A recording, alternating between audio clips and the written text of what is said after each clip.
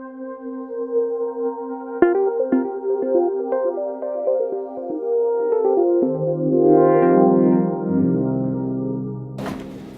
good morning.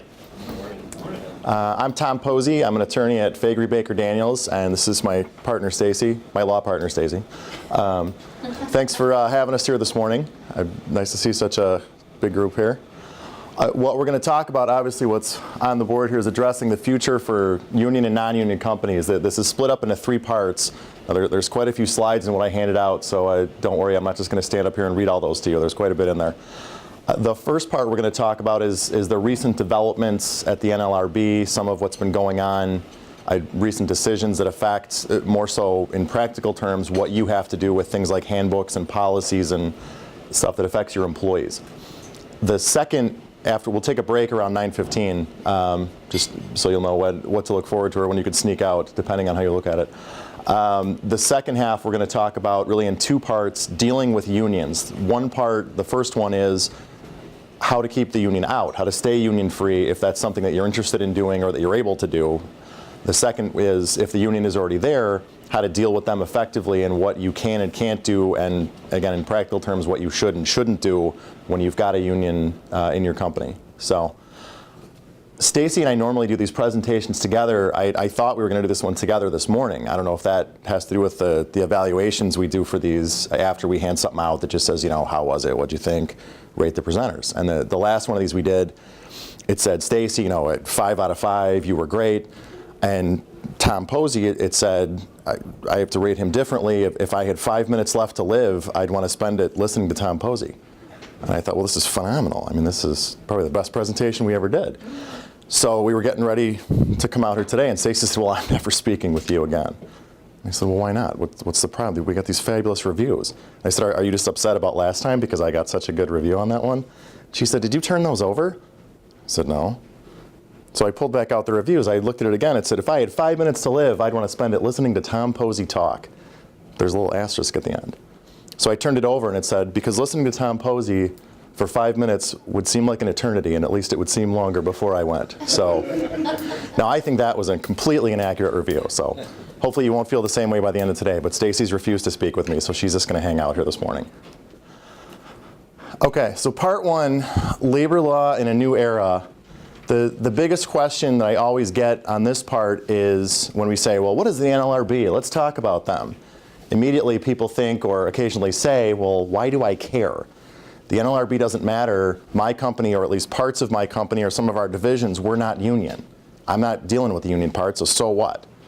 Well, unfortunately, you do need to care now, although you wouldn't have had to care 2, 3, 4 years ago. This highlight from the NLRB's website, the bold one is the important part, that the NLRB acts to prevent and remedy unfair labor practices committed by private sector employers and unions. So what that means is the NLRB has the authority under the National Labor Relations Act to enforce and prevent and remedy unfair labor practices and to enforce this act. You don't have to be a union company to be covered by the National Labor Relations Act. So most companies are covered by it and don't even realize it. The reason that this is coming up so much and why there's presentations like the one we're doing this morning, even for non-union companies, is that in the last 5, 6 years, especially the last 3, the NLRB has really been, for lack of a better way to put it, trying to expand their business. What they're doing is saying, all right, well, we need to justify our existence here. Everybody's clamoring for money. We need to make sure that we're viewed as an integral organization, that you've got to have the NLRB. And to their credit, what their leadership did over the last few years was say, you know what, let's treat this like a business. We have to make ourselves valuable and vital. The way we do that is we involve ourselves in all aspects of employment, not just focusing on unions like we've done, frankly, for decades. Now that's another big piece of confusion here, is that I've heard people say, well, there's, with the recent changes in the National Labor Relations Act, that's why you've got to care about this stuff. There are no changes in the Act. It's been the same for decades. The difference is the people that enforce it have said, well, we're going to do it a whole different way now than we used to. So that's why you need to know about it and why you need to care, essentially. So what does Noel Canning have to do with it? I'm assuming a lot of you have heard of that case. There was actually Supreme Court arguments in that case earlier this week on Monday, and there's a decision is expected to come down in June. What Noel Canning has to do with is whether or not the appointments to the NLRB that the president made during a Senate recess were those valid appointments or not. Now again, that's the kind of thing where you go to one of these presentations and think, I don't care who's on the board, I don't care about their appointments. It makes a huge difference here. The reason is, the number of people on the board, it rotates. Now 3 of the appointments, Block, Flynn, and Griffin, there was a case filed saying it was unconstitutional when all 3 of them were appointed because it was, well, it's a question of whether the Senate was or was not in recess, as opposed to still in session but not in formal session. The reason this matters is the NLRB might have only had less than a quorum, less than a large enough group to make effective decisions that count for about a 2-year period. Now as a result, there's just under 1,000 NLRB decisions that were made during this period, and literally every one of them can be thrown out if this case goes the wrong way. Now unfortunately, after these Supreme Court arguments on Monday, everyone's prediction, and it's all just a prediction, but at this point, after hearing the arguments and seeing the eye rolls at different points from different justices, it sounds like right now the smart money is on that the Supreme Court is going to say, yep, those were improper appointments. You've got a whole lot of decisions to go back and decide what to do with.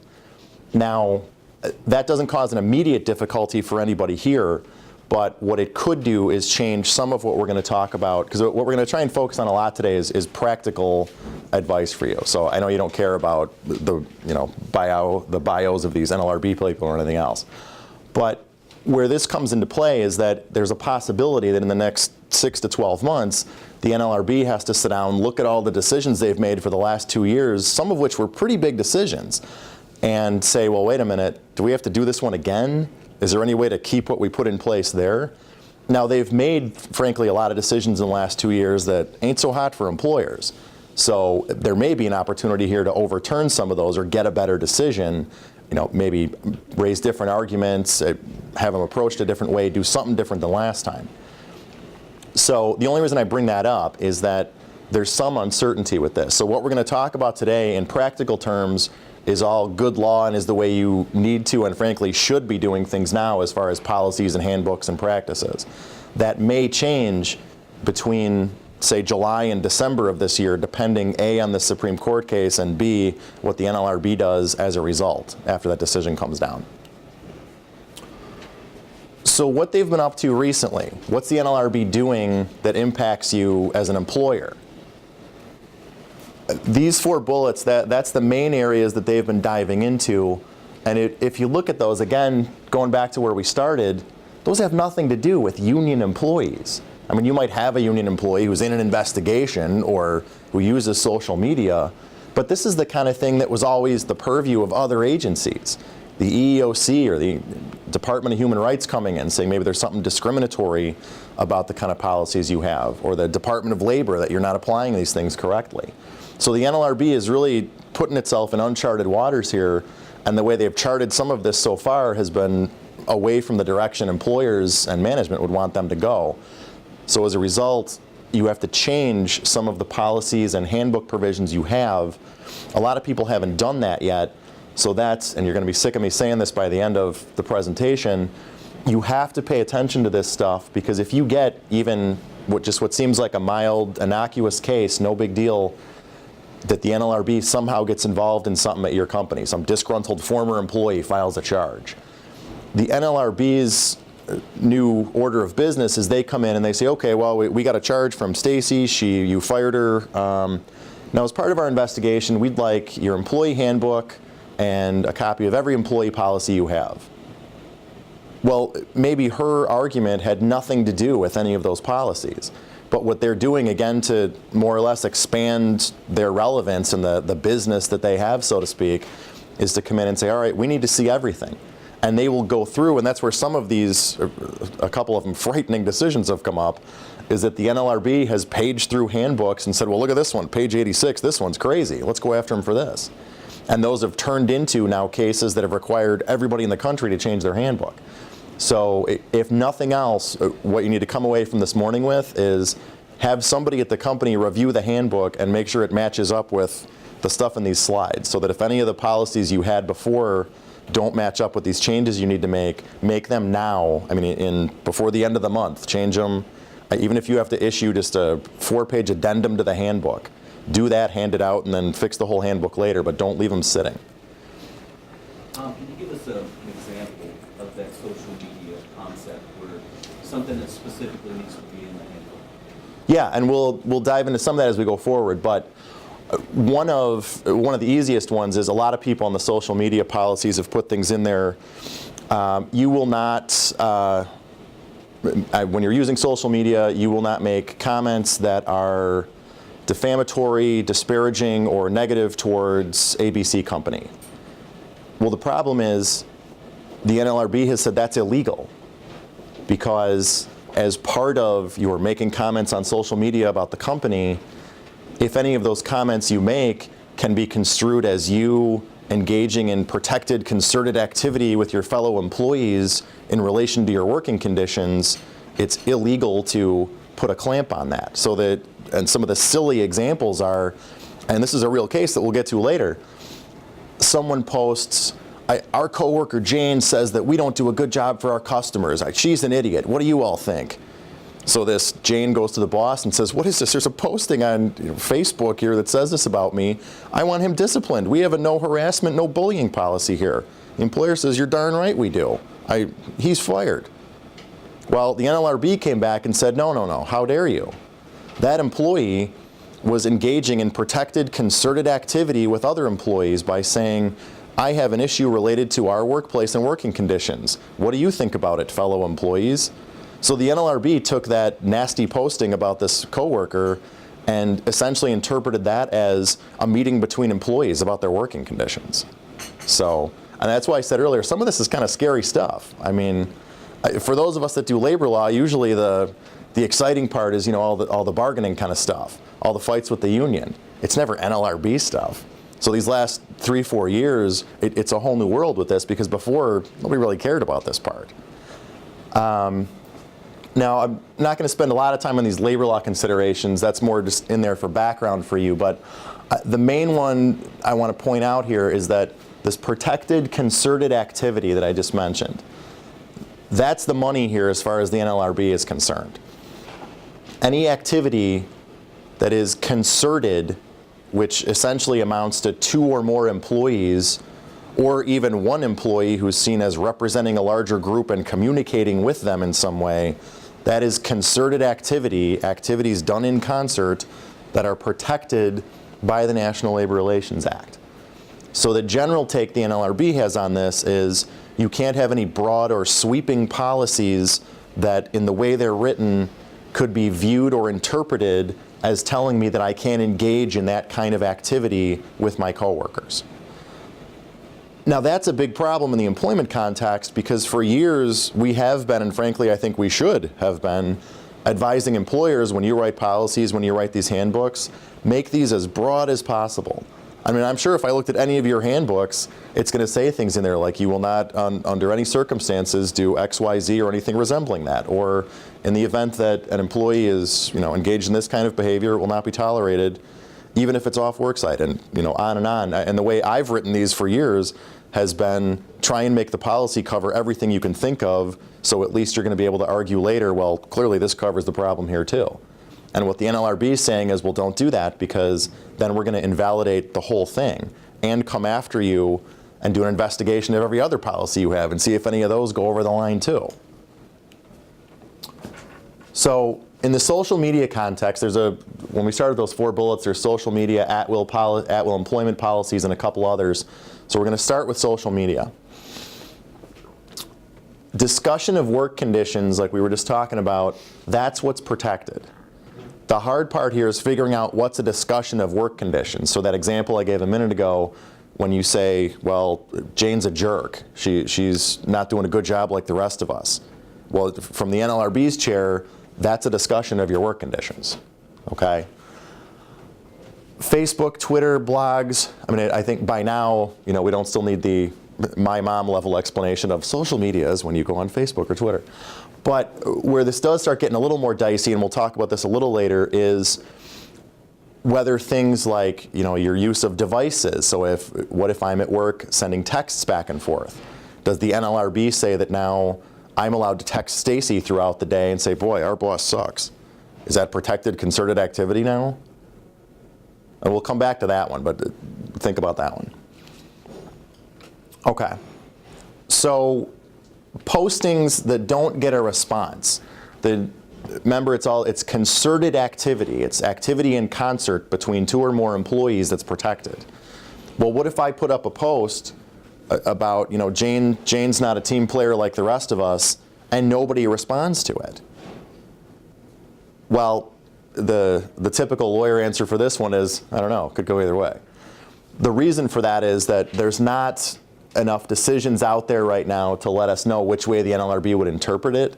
Chances are, and I think this is the way it would go if the case was actually pursued, is that it would end up being deemed protected concerted activity because the message was put out there with the expectation and understanding that the coworkers would at a minimum read it and receive it, so I've now communicated with you even if you don't respond to it.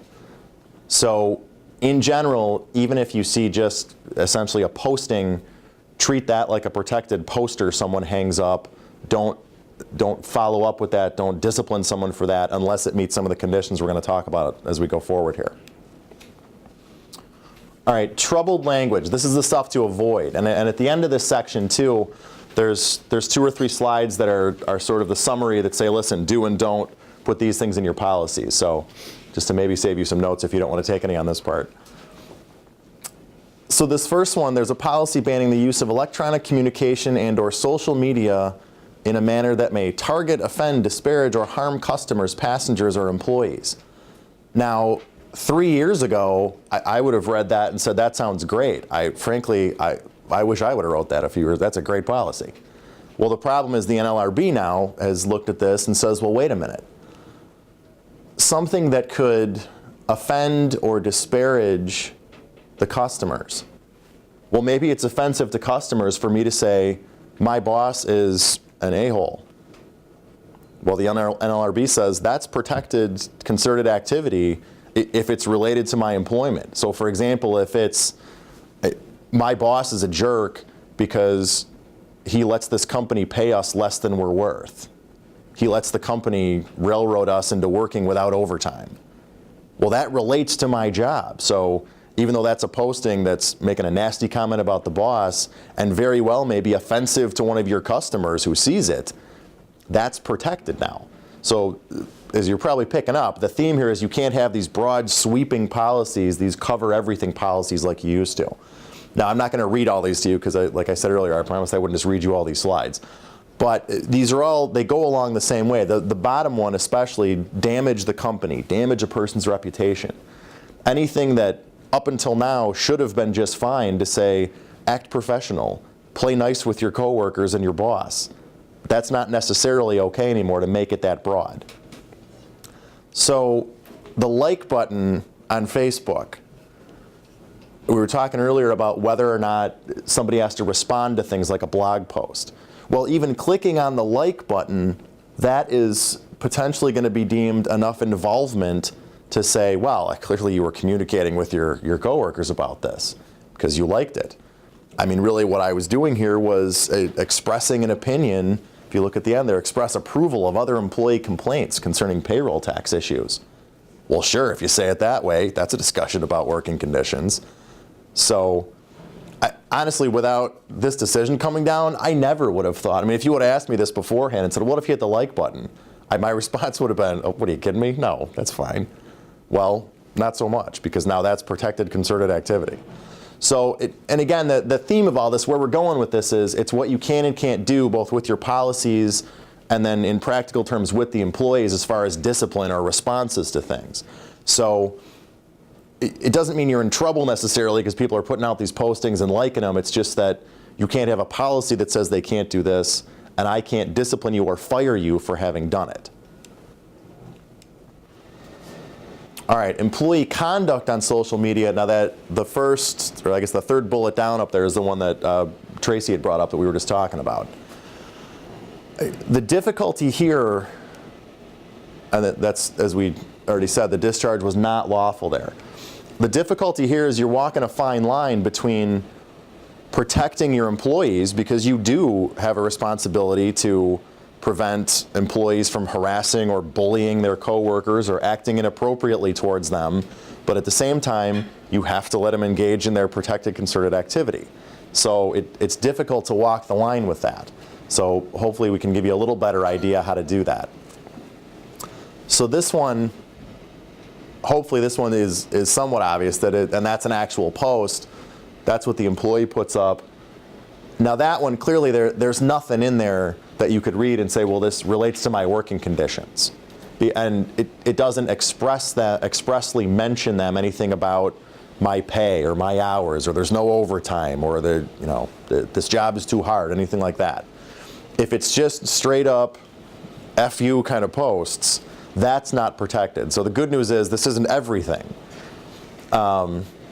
That was what we were doing this presentation a couple months ago, and somebody raised their hand and said, I know you've got a lot more slides, but so is what it comes down to is that I'm just screwed now and there's nothing I can do? And the answer is no, you're not. So as we go forward here, I think there's still a lot you can do and that you should do when somebody's acting inappropriately on these sites. So for your specific policies, this is the kind of language that you cannot have in there. And I'm willing to bet most or all of you have at least one of these don't put it in there types of language in there now. And again, 3, 4, 5 years ago, we probably would have told you to put some of this in there. So the first one is one that I've seen come up quite a bit. I was frankly a little surprised that there's so many of our clients that we work with that have these policies that it is prohibited to discuss compensation in any way. Now that, I understand the point of it, I guess I was a little surprised that so many companies have that in there and are following that and disciplining people for it, to the point where, because I know there's a lot of companies that have had that kind of a restriction but haven't ever enforced it. It's been in there because you don't want people discussing it, but no one ever would, or a lot of companies don't go as far as saying, well, now you're suspended or you're fired for discussing your salary. If you even have the policy, though, even if you've never enforced it, you didn't even know it was in the book because no one's ever even read it, no one's pointed it out, that still violates the NLRA. Outright prohibition on the company name and logo, that's another one that's a little tough to swallow when you at least first look at it. This doesn't mean employees can do whatever they want with their logo, that my Facebook page can be, my half-naked picture and the company logo next to it. What it does mean, though, is that you can't just flat out say the company logo may never in any way be used unless your supervisor says it's okay. An example of that would be maybe in a post I say Posey Company doesn't treat employees well, and in that post I put the little symbol for Posey Company. Well, there's nothing wrong with that, and the NLRB is going to look at that and say, well, really that was just this disgruntled employee helping to communicate his or her message better by showing people which Posey company he was talking about. So it's not that they can use your logo for inappropriate things, put them on their dating websites, anything like that, but if it's just part of this communication about, essentially instead of you writing out the company name, I use the logo, that's something you're going to get away with, that you're going to have to let them do.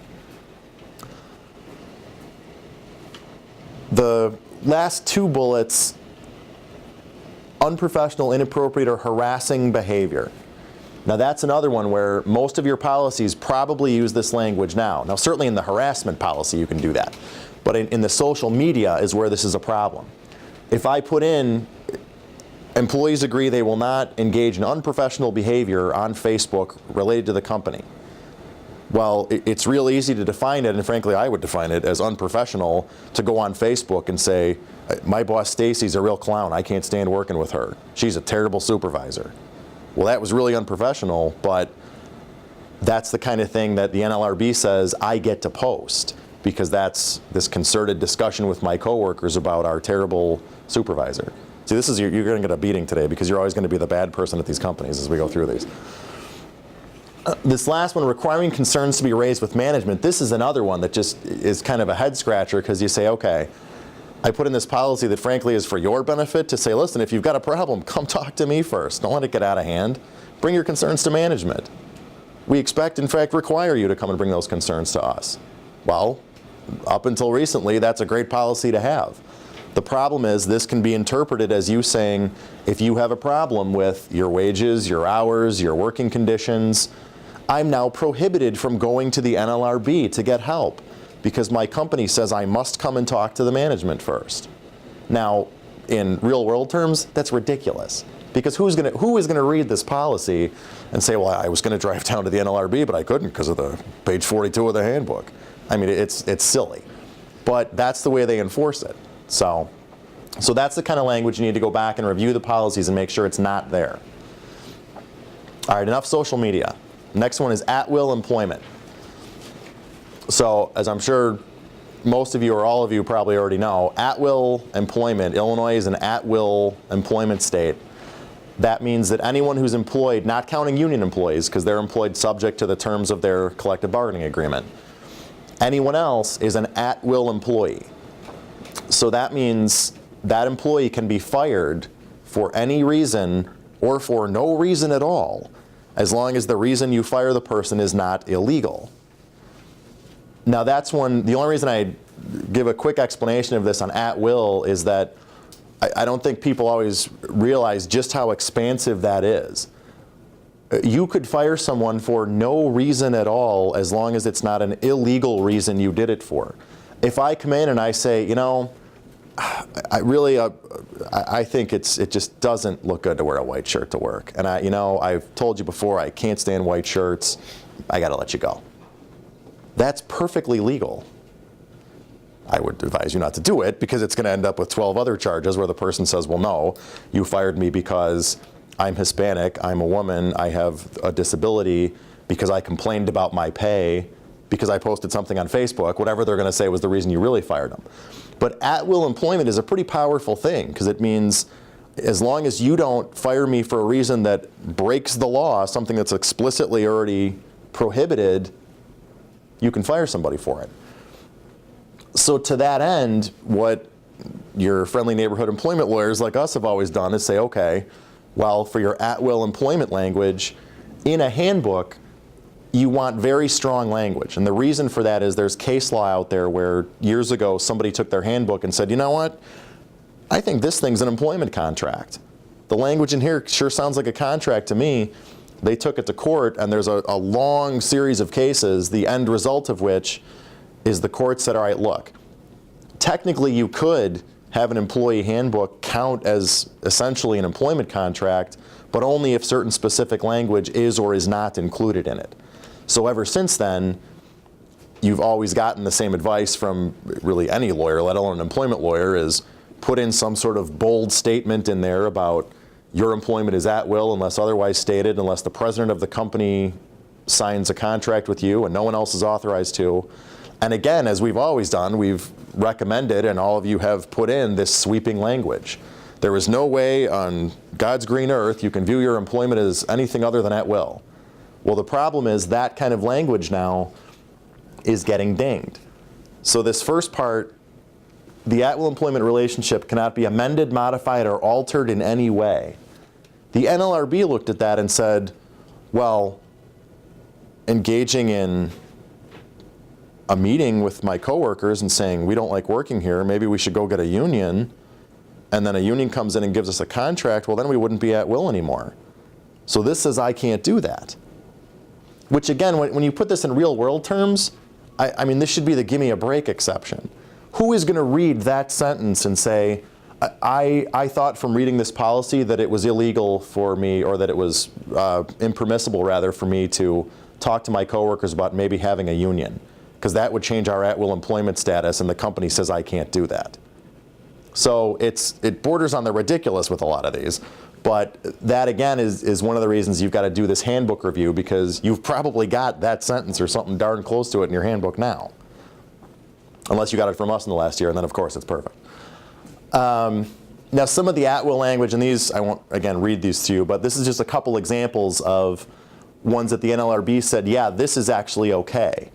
And what this boils down to is you can make it clear that, look, everybody's at will here. That's the way it is. You can change your at-will status, but only when Ms. X or the president of the company or the human resources director signs a contract with you. That kind of language is fine, and there's two different cases that challenge that, and both times the NLRB said, no, that's actually fine. So this is one of the few times in this string of decisions that they actually went the way they should have. Employee access rules. So what this all relates to is access to the facility. Now in general, the common sense assumption is it's up to me as management to say when you will and won't be on or use these premises in any way. And the NLRB's response to that was, well, not exactly. So this first case up here, the Sodexo America, their policy said that when you're off duty, you can't come back into work. You can't be outside of work. You can't be here for any reason. This was a hospital. You can't be here for anything other than getting treated because you were injured. And they said, here's what hospital-related business is, and what it boiled down to was doing your duties. NLRB said, no, you can't do that. You're limiting these poor employees' protected concerted rights. How are they possibly going to talk about their conditions? How could they ever unionize? The problem, or the three problems here from the board, if you limit access to the interior, well, let me back up. If you're barring off-duty employees from coming into the facility, you have to do it with limitations. You can say you can't come back to work after work, but it has to be clear that you're being treated the exact same way as an employee as everyone else. So if, for example, you allow, if your company, say it's in a high traffic area, and you let people come in, you let the public come in and hand things out. You let local kids come in with their Girl Scout cookies or try and sell things for their school. Well, that's a nice thing to do. The problem is, if you do that, but at the same time you tell employees, when you're not at work, you can't come back here to do anything, talk about anything, or hand anything out, well, technically then you're treating employees differently and maybe limiting their rights here because, and as silly as it sounds, should be the lead-in for most of these slides, but as silly as it sounds, if you let the Girl Scouts come in to sell their cookies, you're giving them these access rights, so why shouldn't employees have it? And the NLRB says, well, you must be limiting their access rights to try and limit their rights under the National Labor Relations Act somehow. So as with all these, it's the language to avoid. You can limit access to the interior of the facility. It's got to be a rule clearly disseminated to all the employees. And the last one is what we were just talking about. It applies for all purposes. So everybody is treated the same. We don't let anyone come in here and hand anything out, whether it's an employee handing out flyers that say "Go Union," or it's somebody saying, "I'm selling magazines for my grammar school." Confidentiality of employer investigations. Now this is another one I would assume most or all of you have in your language about investigations in the workplace, that employees are expected to, if not required to, keep those investigations confidential. Do not discuss this investigation with your coworkers. The NLRB says no dice. You can't do that anymore. And again, and I know you've, I'm sure, picked this up by now, it comes back to whether or not this could somehow be interpreted by an employee as preventing him or her from having these concerted, protected conversations, communications that they're supposed to be able to have with their coworkers. So if I tell you, you can't discuss the sexual harassment investigation in any way, the NLRB has looked at this and said, well, but wait a minute, if you do that, what if the employee related to this wants to say, well, gee, they don't protect us very well from sexual harassment here. I'll bet if we had a union that wouldn't happen. Now, that's a pretty convoluted chain of events to get to, let's unionize because there was a sexual harassment claim. But again, the NLRB is looking at this to say, any sentence anywhere in your handbook or your policy manual that can be construed as telling me I can't talk to my coworkers about work, that's not permissible. So the end of most of that second bullet there, this is what your policy does have to have in it if you want to keep confidentiality of the investigations. And it's only limited circumstances. It's these 3 or 4 reasons it lists here that, there was danger of a cover-up you needed to prevent, etc. That's okay, but that's only a few limited reasons you can protect the confidentiality. So some other just miscellaneous decisions. Communication with the media, I know this one doesn't necessarily come up that often, but again, the reason to be concerned about this is that even if you have this policy in your handbook, some of you might not even know it's in there because it's never come up.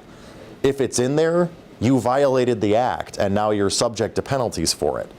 So if you do have anything about communications with the media, and there's other slides in here talking about it, so again, I won't read through all these with you, but just make sure that you avoid the language in here that's prohibited type language, which by now you've probably got a pretty good idea is these broad restrictions. Same thing with communications with law enforcement. The last bullet up here is what it boils down to. If you're limiting communications with law enforcement, the NLRB says, well, we're law enforcement. You're limiting communications with us. Why can't employees call the NLRB? Now, I certainly never thought of an NLRB employee as a law enforcement officer, but that's their view of it. So you've got to have less sweeping language that couldn't be read to include them as well. Confidentiality of company information, again, the same theme. If you just say anything and everything that is sensitive to this company you can't talk about, that's not going to fly because it comes back to, well, gee, our wages, hours, and working conditions are all pieces of sensitive information. So make sure the policies are more narrowly tailored, they're more limited. This one I know we talked about earlier a little bit about having a policy against talking about your wages. In this case, the employer, and I don't have the, oh it is, I'm sorry, it's the facial plastic surgery center. That one, this is sort of the shock value one besides her picture, is that they ended up paying $300,000 because they enforced their policy of stop talking to your coworkers about how much you make. So however much they had saved probably in the previous 15 years by employees not discussing their comp was pretty much killed by the $300,000 check they had to write for this one. So this is just one more you've got to make sure isn't in there. So that is how most people feel by the end of this is, okay, great, my whole handbook is just a ticking time bomb waiting to go off. I've got to scrap the whole thing. Don't feel that way. And so I don't want to be too alarmist with this stuff. There is things you have to change in your handbooks, but the good news is I think it's pretty easy to do it. There's a few lines you can cross out and a few more you can put in, and you're probably going to be good to go.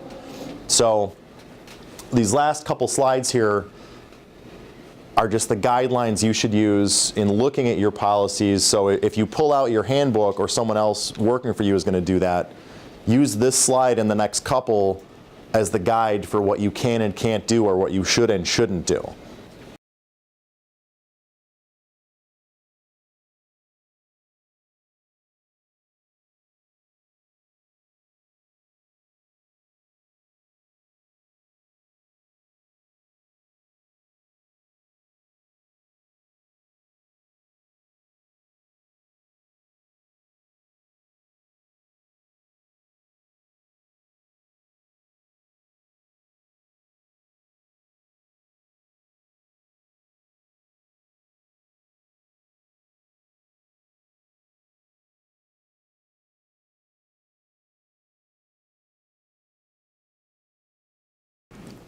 So it's about 9:20. We'll have some time for questions at the end, but obviously we're a small group, so please just interrupt me as we're going if there's anything you want to talk about as we go through.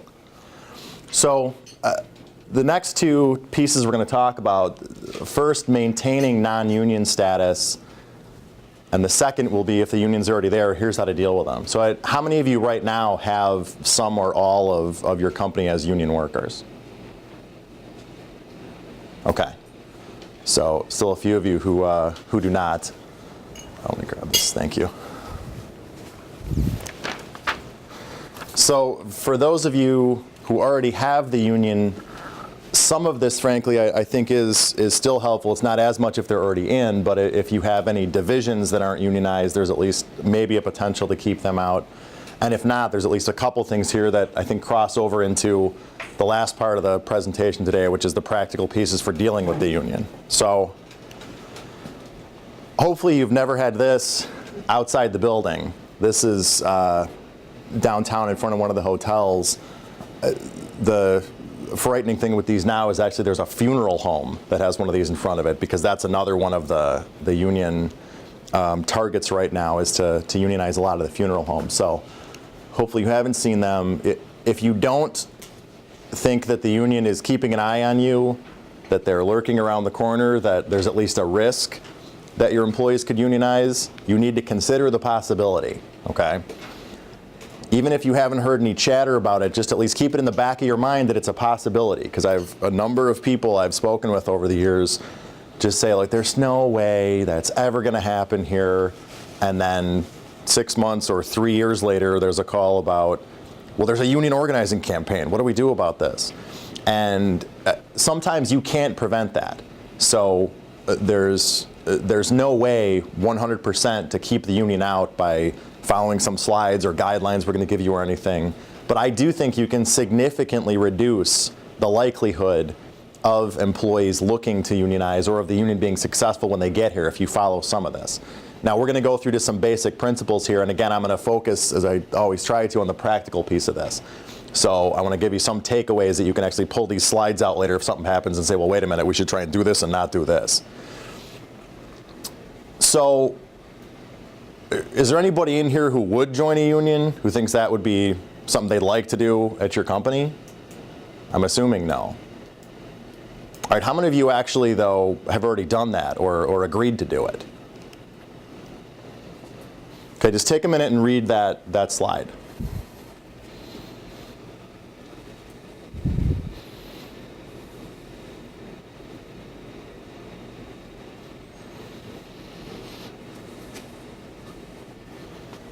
Okay, so would everybody agree that that kind of language, that's a pretty clear message that, yes, I am willing to let the union represent me, at least, if you sign something like that? Okay. That's what's printed at the bottom of the sign-in sheet I just passed around. So all of you have just authorized Local 1 to represent you in all things related to your employment of all kinds. Now, the reason I did that is not to be cute. It's you have to remember that the unions are tricky. It's not just in the movies, it's in real life. The unions, and they're good at this, they will, and they're very versed in this, they've been doing it for decades. They know how, one, to get employees interested, and two, to get employees to sign something maybe they haven't even really read that was slid in front of them, and they say, fine, just yes, okay, stop hassling me about this. Well, if you signed this, if I get enough of these, now I get to go to the NLRB and say, well, I've got 1/2 of the people at this company are interested in a union, so schedule the election, please. We're going to vote and see if they want us in.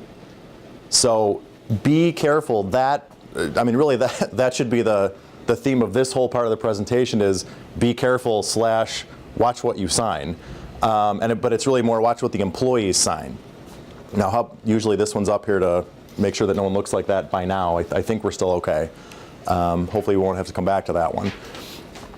So what I want to make sure we know by the end of this one is just what you should be aware of to make sure that something like your employees getting tricked into signing something doesn't happen, or at least that you can reduce the likelihood that it'll happen. So everybody knows in general what a union is, but this, if you break down the definition of a union, it really comes up to these 6 things. The second one, a group of employees who have chosen, that's the one like with this form, and this kind of thing has actually happened with some of the companies that we've worked with. Employees later, the boss says, Tom, you seem like the happiest guy here, you want the union? And Tom's response is, no, I don't want the union, those guys are clowns. Well, you're on the list of people who signed this authorization. Oh, well, the guy told me that was just an informational request to see if I wanted any brochures, so I signed it. That happens all the time. So the chosen part is one that you can have a lot to do with. Besides educating your employees so they don't get tricked into signing something, you can also make sure that they're not going to want to join the union because they're going to say, well, no, we've got a great setup now with the way you treat us and the way you work with us. The third one is the only one I want to stop on for a minute here, is a group of employees who have chosen to pay an outside organization.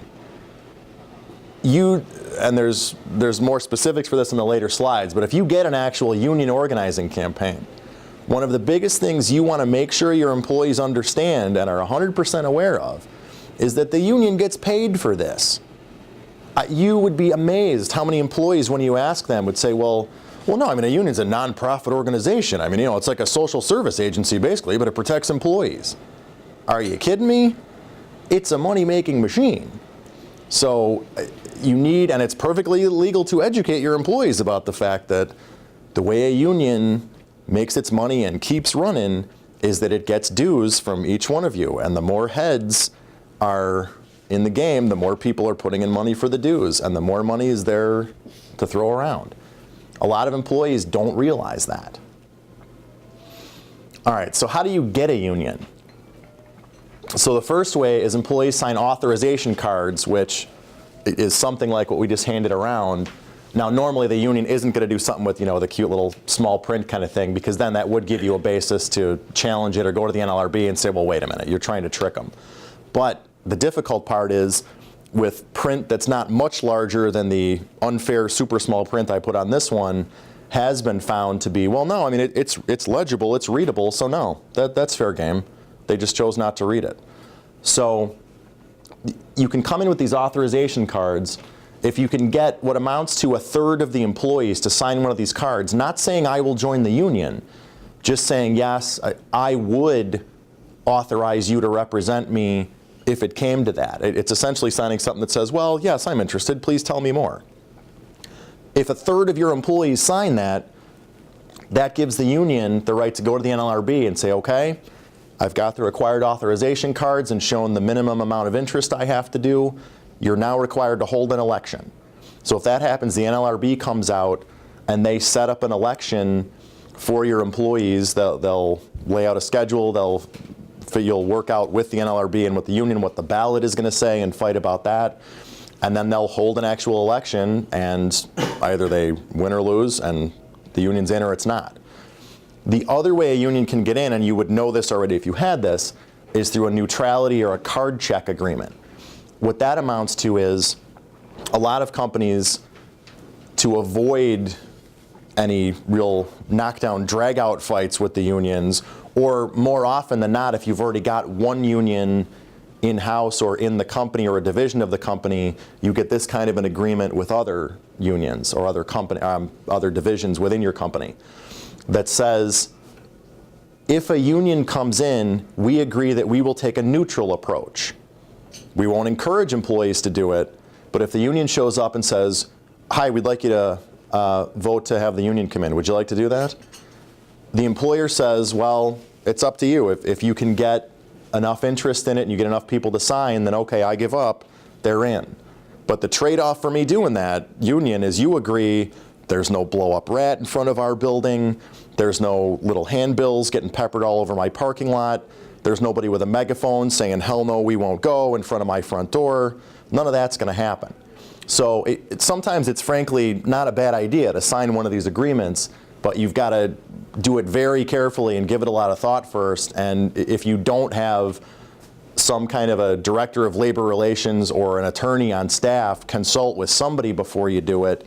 Even if it's just one of your peers at another company, call them if they've been through it and say, well, listen, here's the one we're looking at signing. What do you think about this? Because you can box yourself in with one of these if you sign it and don't have enough limitations on it. Okay, so how do unions typically try to persuade the employees? Most of this is common sense, but just keep in mind with this part that the union is going to give all kinds of messages to employees, and unfortunately, there's very few limits on what they can do. to the point where there are decisions saying, well, yes, you can lie to the employees as the union, because employees are assumed to not be idiots, and they're going to do some research and figure out if what you told them was true or not. So that's a real line of decisions. I mean, I'm paraphrasing it, but what it comes down to is you can lie to the employees as the union, because you're expected as an employee, being an adult of sound mind, that you'll look into their claims before you sign on to become a member. So don't assume that everybody's going to play fair when the union comes in or tries to come in. Okay, employees that tend to be sympathetic, again, this one's pretty common sense, but just be aware of that. It's generally going to be the first two, and more so the first one, employees who feel they've been treated unfairly. Now, the arguments they typically make, again, most of these are common sense, but here's the stuff to look out for. What's the warning signs that our union friends may be coming by? If you see a change in any of these things, that's an indicator. If you see a lot more complaints than usual, if all of a sudden you've got, nobody ever really asks for copies of policies or anything, and all of a sudden 7 different policies have been requested, don't just assume that's a coincidence or that that's one annoying employee who's just trying to stir the pot. Maybe he or she is doing that because they're the person who's had 6 meetings with the union at their house and has gotten on board and said, well, yeah, I'll get their policies. Let's get you guys in here to save us from the terrible conditions we've got. Avoidance of supervision is another big one. If you've got employees who up until now have communicated with you pretty openly, who've griped a lot when they've got a problem, if those people, when they have the same kind of thing they've always griped about in the past, and now they're just smiling and going along, don't assume that's because they finally came around and realized you were right, okay? Sometimes that's because the union has said, okay, well, just dummy up for a little bit, just keep quiet, and then 3 more weeks we're coming in with the big election push. The last one is the same kind of thing. Argumentative questions in your departmental meetings or in employee meetings, that happens all the time. What you need to watch out for is a change. Is somebody who never makes those kind of comments or questions all of a sudden throwing out 4 of them in a meeting? Or on the flip side, is somebody who is guaranteed every time you have a meeting is going to be the one pounding the table and complaining about it, just sits there and smiles and nods through the meeting and takes copious notes? Don't just assume that's because they've finally turned into a good employee. Maybe that's because there's something else going on. Exit interview information, that some of these are common sense too, but the exit interview one, that ties into interviews for new employees. A lot of times when you're, not a lot of times, sometimes when you've got an employee who goes out, if there's any risk of unionizing, it's legal for the union to send someone to try and get a job, someone to come in and work for you. As long as they come in and they don't lie about their qualifications, they can't do that. But if I'm qualified for the job and you hire me and my other job is I am a union organizer, you may have an employee who comes in and the only reason they are at your company is because they are there to organize and they're going to quit the day after the election is over. So pay attention both in exit interviews with departing employees and your entrance interviews with new employees. You can't just ask flat out for somebody coming in, well, you don't work for the union, do you? And yeah. Are they required to disclose that information? They're not. They're not. And that's the hard part with this is when somebody comes in, you can and should be focused on what their last job was, what the last 2, 3 jobs, whatever it was. A lot of times what somebody who's an organizer will do is there'll be a convenient employment gap there, which seems to have a plausible explanation. I took a break for whatever reason. But be wary of that, especially if you've got a situation where you're concerned you might be at risk of some organizing. Same with the exit interviews, though. When you've got people leaving the job, listen really closely to that, and that's your best opportunity. When somebody's already quit and you've gotten past trying to change their mind, or maybe you want them to go because it's not a great employee, when they do, take advantage of that. Find out everything they don't like on their way out. Well, what led you to leave? What could we have done differently here? Is there anything you can tell me that would help your former coworkers to enjoy their experience here better? Not everybody does that, and a lot of times when you do that, you might be surprised at what people tell you. Because they figure, well, I already got my new job at XYZ company down the road, so yeah, I'm just going to lay it all out and say, well, listen, Tracy, I'm sick of your meetings every Monday, and all of us are sick of it, and you better just watch your, if you're really lucky, they'll just dump it all out for you, and you'll know what to look out for. But if you don't do that now, if you don't do any kind of an exit interview, consider doing that, because a lot of times that gets you an insight into some of these things that might tip you off that there's a problem you didn't even know about. All right, so what you can and can't do related to union activity, in general, this stuff is common sense too, I think. You can't discipline somebody for engaging in union activity. Where it gets difficult, though, is where you've got an employee who may be out in the parking lot at the end of the day, is standing around by the truck talking to 3 other guys. Well, hey, we've got a no loitering policy here, beat it. So in general, that's fine, but if you know that what they're doing is discussing organizing or union activity or their gripes in the meeting they had with the union, don't run out and disperse that meeting immediately or start disciplining people. Be aware of the fact that while you're certainly free and encouraged to give a good message to employees that you don't need a union here and here's why, don't overreact when there's discussions like that, or you catch somebody handing out a flyer or you see one. Don't start disciplining people or try and fire the person who's at the center of this as the ringleader, because that's going to lead you to a whole nother group of NLRB problems. Okay, what you can do to minimize employee interest. These, again, I know I said when we started that there's not any secret information here, but a lot of times you don't do enough of this, or you forget to do it sometimes. And I think the first one is the most important one. Listen very carefully to the employees. Listen to the complaints you're receiving. Even from the serial complainers.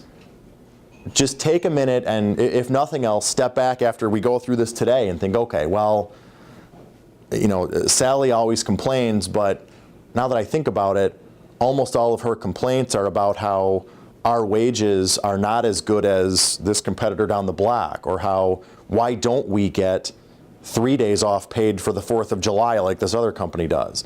Is there anything that person's complaining about that a union might be able to say, well, if we were here, that would never happen. You wouldn't have to deal with that anymore.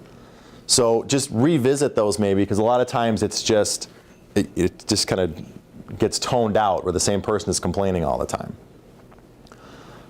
The third one up from the bottom, explain why decisions that impact them, meaning the employees, are being made.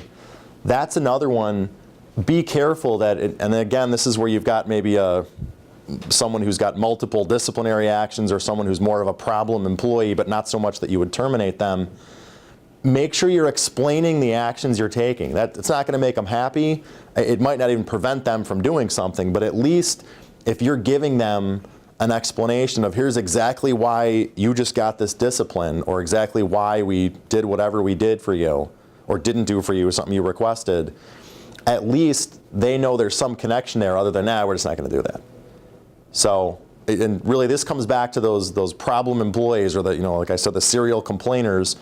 Just, if nothing else, take a quick run through the roster when you get back today and think, well, okay, is there anybody I should maybe think twice about it? Did they say anything that should tip me off that maybe there's another problem here? All right, what you cannot do as a supervisor or as management in general, so the acronym for this, because lawyers love acronyms, is TIPS. You can't threaten anyone, interrogate anyone, make promises, or engage in any surveillance. So we'll go through these quickly. I won't, again, read you these slides, but threats, that's an easy one. It should be pretty common sense to say, well, you better not let the union come in here or you'll pay for it. The difficulty on this one, though, is predictions. What you're allowed to and encouraged to do, and you should do as soon as you find out there's organizing activity. You can say, well, listen, I mean, it's certainly my expectation is if the union comes in here, you understand that we aren't required to give you all a raise, right? I mean, my prediction after working at this company for 20 years or owning it for the last 20 is that even if we have to engage in negotiations, that doesn't mean that you're guaranteed to get a raise or guaranteed to get all these benefits. So you can make some prediction about, well, what's going to happen if the union comes in and this becomes an organized workplace, but you can't make actual threats about you better stop doing this or I will fill in the blank, take whatever action against you. So interrogation. You can't question employees about any of these things. What you can do, though, is answer their questions. And you should answer every question they ask you. Don't waste that opportunity. A lot of times, understandably, people are afraid to answer those questions because they look at this kind of stuff and say, well, I'm not allowed to interrogate you. I can't ask you much about this. But if I come to you and I say, well, the union is telling me X, Y, Z, is that true? You absolutely can and should refute whatever they're being told that isn't true, because it's never against the law or impermissible to put the truth on the table for the employee, even if the truth is the union made up 5 of those 6 things they just told you. So that's always okay. Don't start grilling them trying to find out information, but as soon as somebody comes to you and opens the door, keep the conversation going. Promises. This one, again, you can't, it's similar to the threats. I can't say, you better not let the union come in or I'll do something bad. You can't do the same thing and say, or I'll do something good. Well, look, I promise if you stop talking to these guys, I'll give you all $1 raise, okay? Cool? We're good now? You can't do that. Because, as you've probably figured out by now, the NLRB is going to look at that and say, well, gee, you paid employees off to not exercise their rights, and you've wrongfully pushed the union out of here. Now, again, you can talk about benefits that they have now. You can say, look, here's all the great benefits we have. And you can say, because this is completely true, you understand, right, that once the union comes in here, we have to negotiate a contract with them. And when we do, I'm not required to give you anything that you have now. So if you get 2 weeks of vacation right now and a guaranteed 10% raise every year, maybe that when we have these negotiations, it'll be a great way for the company to save money by saying there's no more guaranteed raises and there's 1 day of vacation per year. I don't know how the negotiations are going to go. It's just my prediction. So, and that's perfectly legal, because what employees, again, don't realize is they think, okay, the floor, the baseline is what I have right now, and the union will get me who knows how much above that. Well, that's not the case. And employees need to understand, this is what I have now. The baseline is 0. The baseline when the union negotiation starts is, we must pay you minimum wage and not violate any employment laws. Well, chances are, for most employees, that's taken me from here to about here. And almost all of your employees are not going to be thinking that way or frankly even understand that when they first come in, when the union first comes in. Oops, I'm going the wrong way. All right, surveillance. This is another one. I mean, I doubt any of you are going to think it was okay to have some secret recording of any of these meetings they're having. But the one you have to be careful about is who's attending the meetings. You can't ask about that. You can't go and say, all right, I need a list of everyone who attended the meeting today. Now, there's nothing wrong with, and this is where you have to be careful, you're walking a fine line. If there's something that's done right in front of you, you don't have to close your eyes. I mean, if all of a sudden 9 employees go off in a room in the back and you're not engaging in any surveillance, but you're standing right outside the door, well, that's appropriate. And if people are talking loud enough that you can hear them, okay, that's fine. So don't engage in any surveillance by recording anything or using the security cameras to see, well, all right, who's out by the van talking to the union guy. But don't think that you've got to just turn your head because you'll get in trouble if anybody's talking union or having a meeting. If it's done in plain sight for you, it's fair game. Yeah?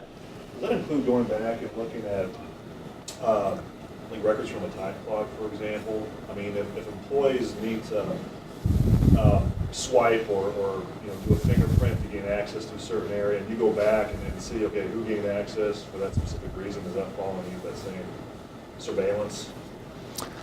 I think that technically it would, if you had done it for that reason, that's impermissible. Now that said, it's perfectly permissible to pay attention to what your employees are doing. And there is nothing wrong with making sure that people are working when they're supposed to and only taking breaks when they're supposed to. So if you want to do an audit to make sure people are working and not taking inappropriate breaks, go check all those records. If you happen to realize in doing that everyone was checking out at the same time, then okay. So it gets a little dicey with that, but it's really going to be, what are you going to be able to establish or say with a straight face later was my motivation for doing this? So. Okay, what you can tell employees, and this again is another one that there's longer lists of these that I'm happy to send to anybody who's interested or hopefully doesn't need one of these yet, but at a minimum, come back to some of these slides if this ever comes up for at least the emergency fire drill response of, here, don't say this stuff, okay? So the truth you can always put out there. Your personal views, that's one that people assume they can't do, you can.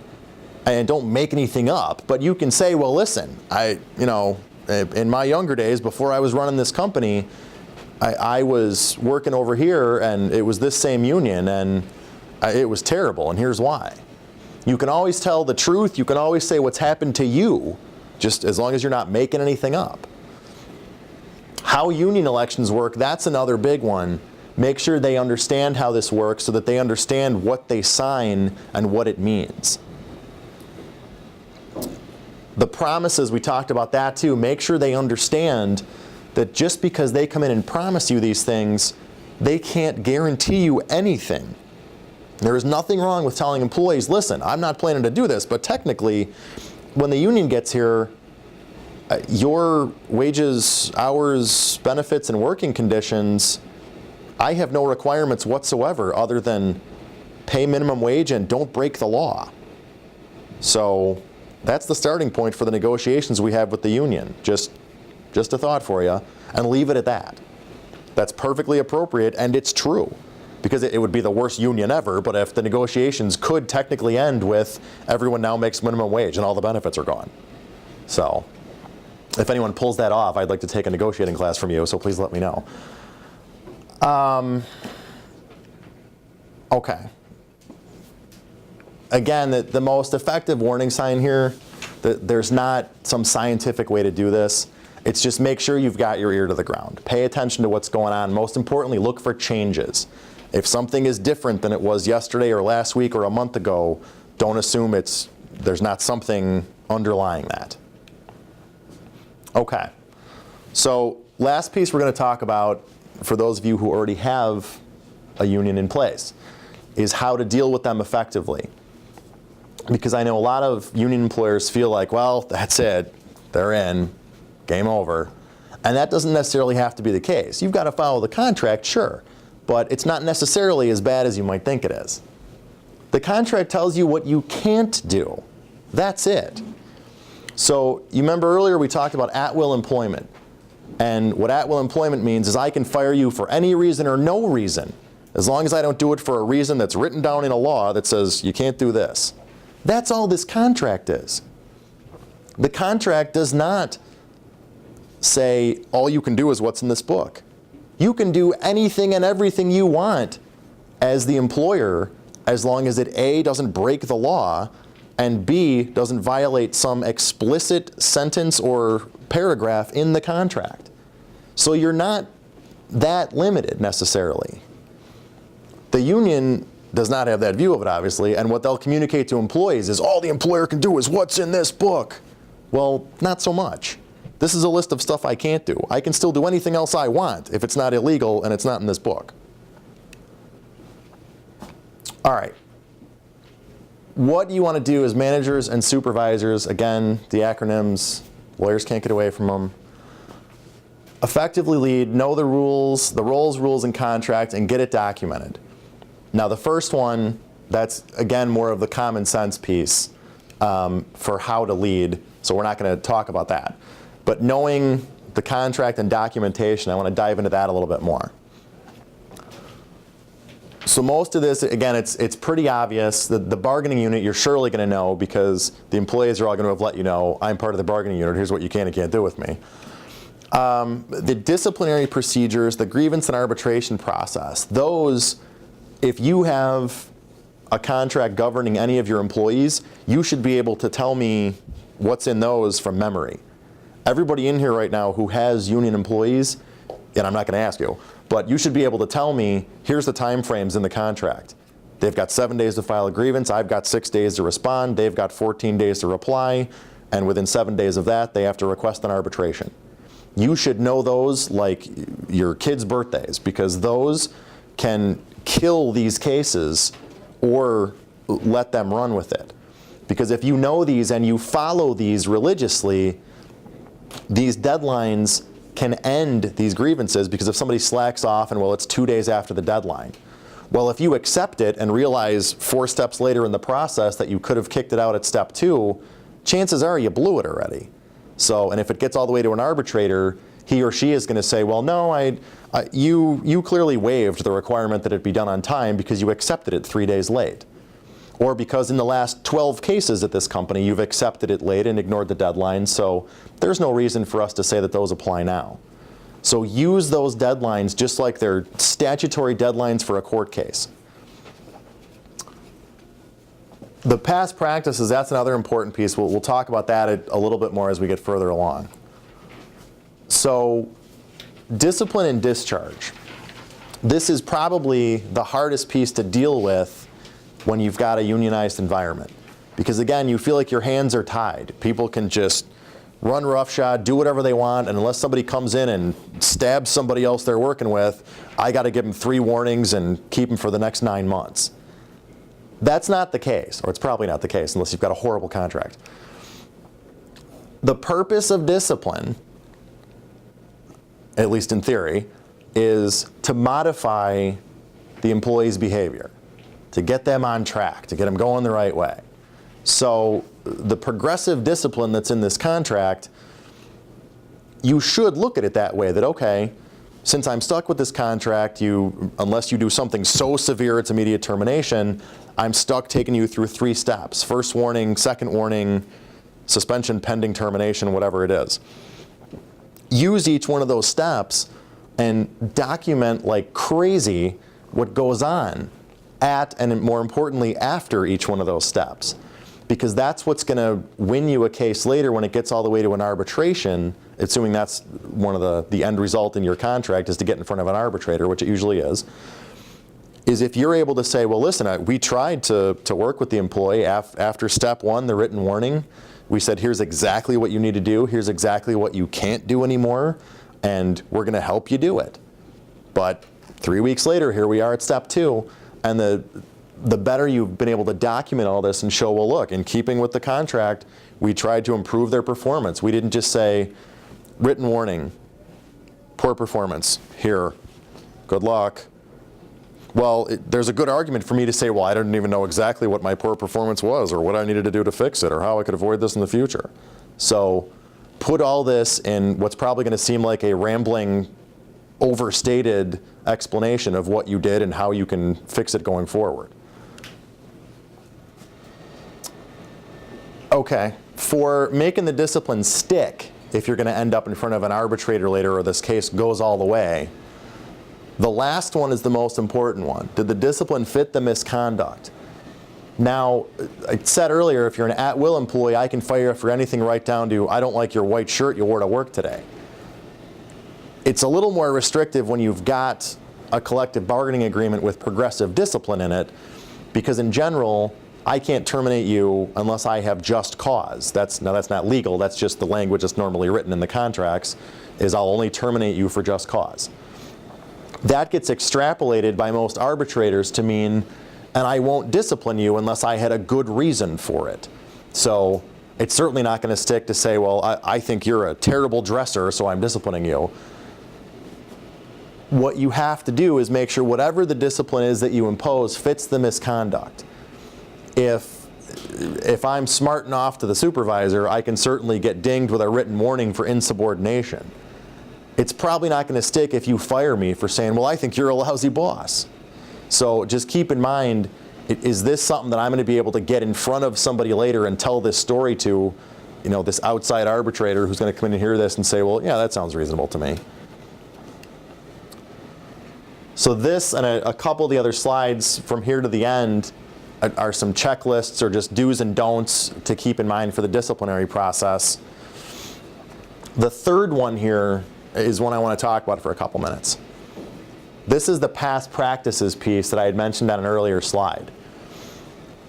One of the things that's frustrating as all get out with these contracts is that if in the past you have voluntarily or maybe inadvertently let employees get away with more than the contract requires you to, you may unwittingly end up setting up what in legal terms counts as a past practice, which becomes a binding past practice that is essentially viewed as filling in a blank within the contract, and that's now the same as a written term in here. So when you look, and the reason I tied that in with this third one here is that, let's say, for example, you've got an employee who comes to work and isn't in the appropriate dress. You've got a specific dress code you have to follow. And in the past, consistently what you've done with employees is you get a first warning for this. That's always the first response, is you get a written warning. And then it goes through the progressive steps. Well, now you've got somebody who's just a terrible employee. They don't have any write-ups, but they're just ridiculous. They're hard to work with. You can't wait till they quit or do something you can fire them for. And they come in not in compliance with the dress code.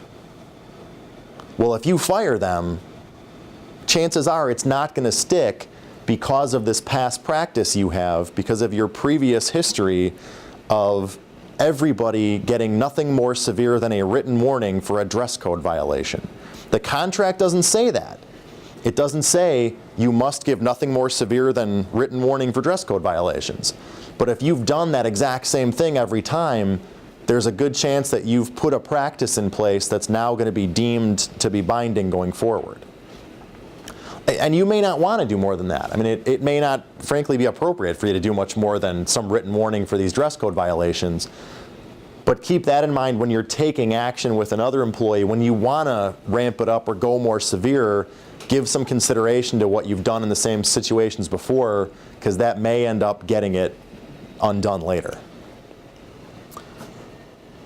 Okay, the last one here, issue it in a timely fashion after a proper investigation. So I know I made a big deal earlier of the timelines. Definitely follow all those. But the proper investigation piece, the biggest thing there is, let me back up. The biggest thing there is going to be documentation, and we'll talk about that a little more in a minute. But the two most important things with discipline is do it on time and document it like crazy. Now this one is another more common sense reminder, is just make sure that you consider all these things before you impose the discipline. That last one, the union notification provisions, don't screw up on that one.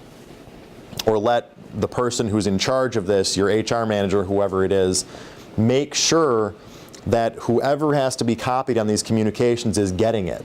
Because there's nothing more frustrating than you get to the second or third step in the process and the union comes in for the meeting and says, well, yeah, an hour ago was the first I learned of this, and the contract says I'm supposed to be notified at step one, so it's invalid. Thanks, we're done. And frankly, if it got all the way to an arbitration, they'd probably be right. It would get kicked for that. Okay, so review their history. A lot of this is just common sense again, but it's really just look at what you've done in the past and what you've done with this particular employee to document what they've done wrong in the past and what you've done to at least notify them of that and to let them know what they have to change in the future. So that's, again, just comparable instances for this past practices piece. So So applicable company policies. So we talked about earlier that this contract just says what I can't do. It's not everything I'm allowed to do. So besides the contract, I could have a policy that applies to all employees. And as long as it doesn't violate the contract, it applies to the union employees too. So for example, if I've got a company-wide policy that, so there's no use of a company vehicle outside of working hours. You can never drive a company vehicle before 8 a.m. or after 5 p.m., period. Even if that's not in the contract, you can still discipline somebody for violating that, for taking the company truck to McDonald's at 6:15 instead of driving straight back like they were supposed to. What's going to be difficult, though, is can you show, or hopefully isn't difficult, but what could cause a problem, I should say, is can you show first that every employee, including the union employees, was aware of that policy, and, well, everybody knows that is not a sufficient answer. You've got to be able to say, well, sure, everybody receives a copy of our handbook and signs this acknowledgement form right here, and Jane signed hers on April 8th. Related to that, very often unions will advise employees, do not sign anything that's put in front of you, ever, under any circumstance. Call us first. And there's nothing wrong with that. But what you need to make sure you do anytime that happens without fail is you write on the signature line, Jane refused to sign. Witness, Tom, April 8th, 4:13 p.m. So you've got something documented later to say, well, no, on her first day of employment, I gave her the employee handbook and these 12 policies. She refused to sign them, so I wrote right here, refused to sign. Witness is me. I'd better yet put 2 people on there. For a refusal to sign, you're probably always well advised to have 2 people sign off, so that later it's going to be a whole lot harder to argue that, well, wait a minute, he just made that thing yesterday after I filed this case. I was never offered this policy. One thing that a lot of people do that just slips through the cracks is when you've got union employees, you're not as vigilant with them as you are with your non-union employees about getting them to sign these things or making sure they have a copy, because you feel like, well, I mean, they're under the contract though, so it's going to be a union thing anyway. Don't think of it that way. Treat them all exactly the same. Make them all subject to the same rules and requirements. If there's some policy that conflicts with the agreement, well then sure, the agreement's going to govern in that situation. But other than that, everybody can be subject to the same rules. Okay, past practice, I think I've said that 12 times, so I won't stop on that one again. So get it documented. Now this, again, these next couple slides, this is more checklist type stuff. Here's what you should and shouldn't have in these documentation guidelines. And in general, more is always better. You want it to be very specific. Here's exactly what you did wrong. Here's exactly what rule or policy or section of the contract that violates. Here's exactly why we decided to impose whatever level of discipline we did. And here's what's going to happen if you make this mistake or similar mistakes in the future.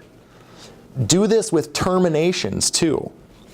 This is another one where it's easy to say, all right, that's it, finally, I got to step 4 with this idiot, terminated.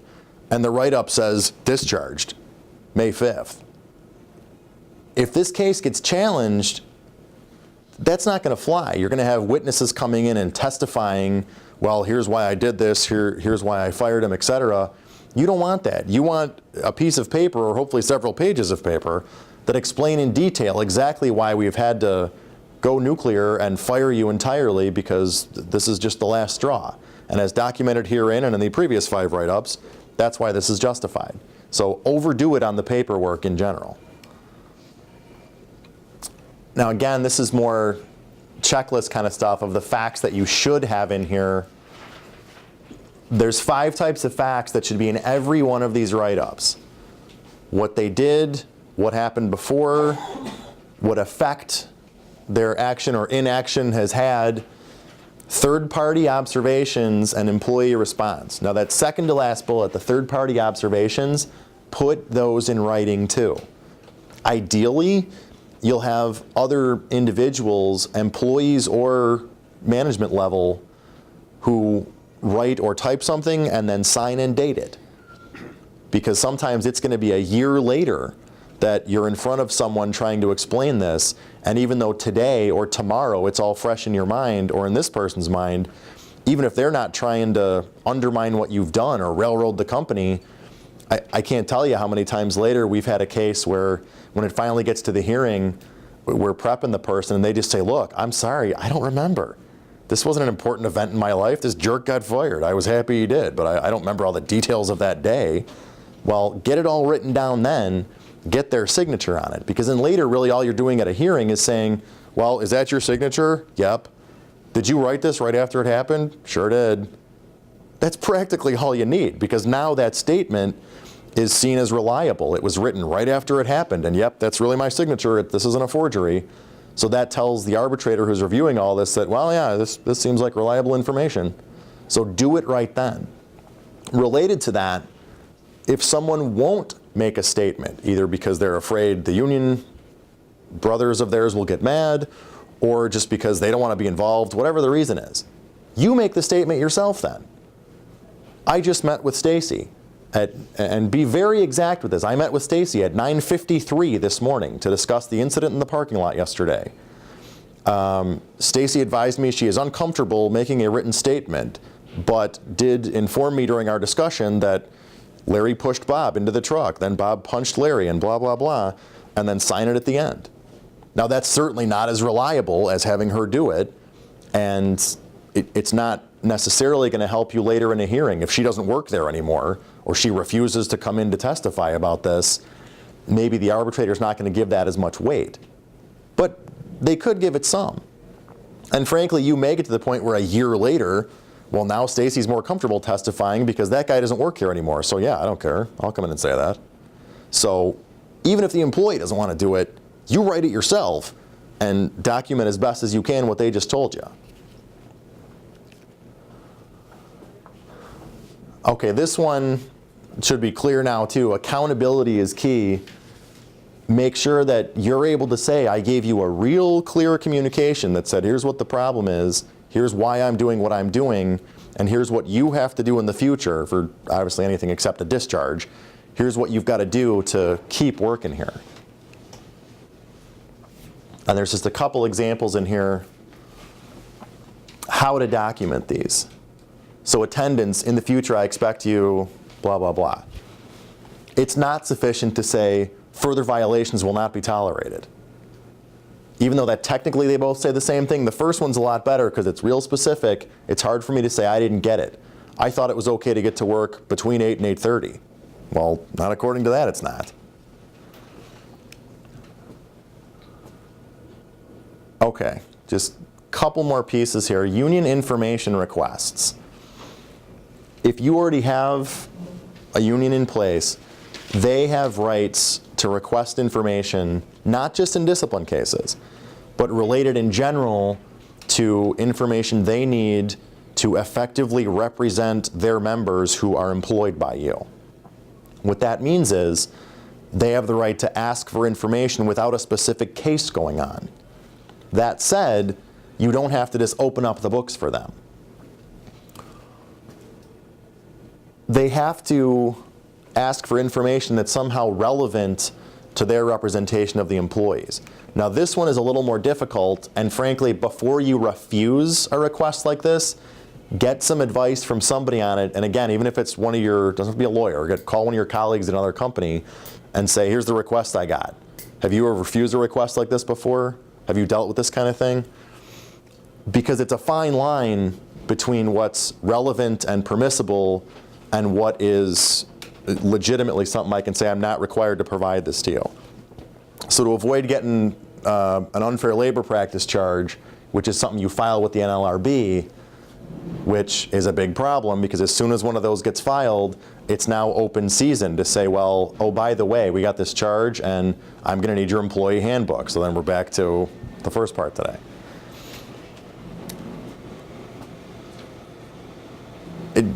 As I said at the top here, the law assumes that it's presumptively relevant. Chances are what they're asking for is relevant unless you can show that it's really not. Yeah? What about requests for information regarding work injuries? Would that be relevant? It would. It would. Because part of the unions, or presumably in your contract, there's something in there about safety.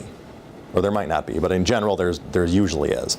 And even if there's not, one of the union's accepted duties in general is going to be to protect employees from wrongdoing by their employer, whether it's we're sticking it to you on your pay or we're making you work in unsafe, icy conditions all the time. So, now that said, when you provide that information, you certainly can withhold medical information, because obviously we start getting into like HIPAA issues and other confidentiality problems. The easiest way to get around this, and we're kind of whipping through some of these, but in general, the easiest way to address that is first to withhold any information that you could be on the hook for releasing it. And second, assuming the employee is involved in this with the union, which they presumably are, get them to sign something that says, I hereby authorize and request that you provide the union with XYZ. Question, Yeah, can you request information from them as well? it's a good question. Not in the same way they can from you. When you're in collective bargaining, you've got more of an ability to request information for them, or at least to press them for information they might not want to otherwise give you. Just in general, though, for the most part, you don't. So if the contract gets negotiated every 5 years and yours is up again in 2017, if you tomorrow sent the union some sort of information request, unfortunately, they're, for the most part, free to just ignore that. So, is there a specific situation you're thinking of, or? Well, not my company, but my husband's company, Mhm. Which it's a family-owned company. The ownership is not members of the union, but their workers are members of the union. Okay. He has a real lack of information about the union that they're in, and I'm wondering, how does he get more information besides just going online, and there's real limited information that he has access to online? How can he request things like copies of the contract and, things that maybe he might not have from his dad right now? He could, and the problem is that's going to be more just courtesy kind of requests, because technically the union's response could be, we're one of two parties that signed a contract. If you lost your copy, that's your problem. So they can be obstinate with it if they want to be. Now that said, that's the kind of situation where I'd be shocked if they wouldn't be willing to provide that, especially if the way you reach out is to say, well, look, there's some information that I want to make sure that I'm up to speed on what I'm supposed to be doing. So can I have a copy of this? Himself on what Yeah, chances are that's something they'd be happy to give them. So, do you know which union it is? No, it's a insulating a pipe fitter. I don't know. Okay. Because if there's any connections there too, either somebody that that the family has worked with in the past with the union, or even somebody outside, it might be worth reaching out through them.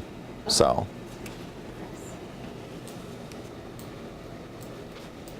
Okay, so that's our 90 miles an hour review of the NLRB unions and everything related to them.